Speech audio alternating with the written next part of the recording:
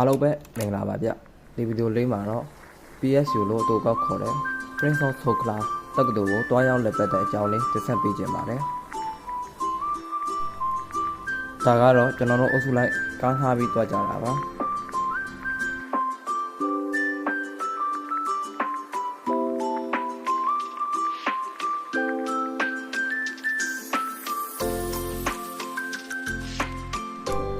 ထုံးတိုင်းတဲ့အမှတ်တရတပုတ်ကြီးရိုက်ပေါ့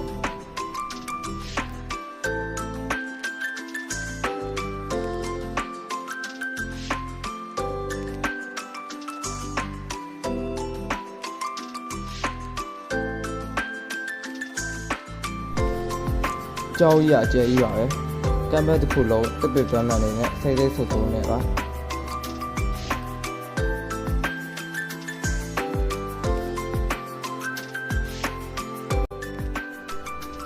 ဒီလာဖြစ်တဲ့အကြောင်းကတော့ကျွန်တော်အခန်းပေါ်ရဲ့တငယ်ချင်းတွေဒီအကြောင်းမှာတက်နေတော့သူတို့လာတွေ့ရင်းနဲ့ကျွန်တော်တို့အုပ်စုလိုက်ကြည့်ပါလိုက်လာဖြစ်တာပါ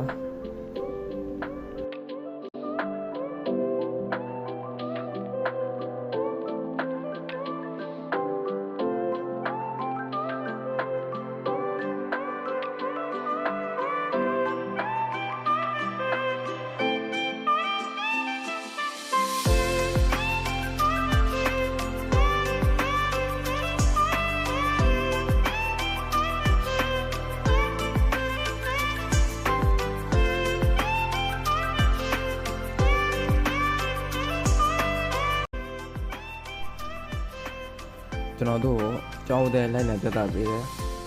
PSU ကတငယ်ချင်းတွေကိုလည်းဒီဗီဒီယိုလေးကတစ်ဆင့်ကျေးဇူးတင်လိုက်ပါတယ်သူတို့နဲ့မှတ်တရတက်ဖို့တော့ရိုက်ဖို့နေသွားခဲ့အောက်ခါတွေတော့ခန့်ခေါင်ကြုံမှထင်ပါတယ်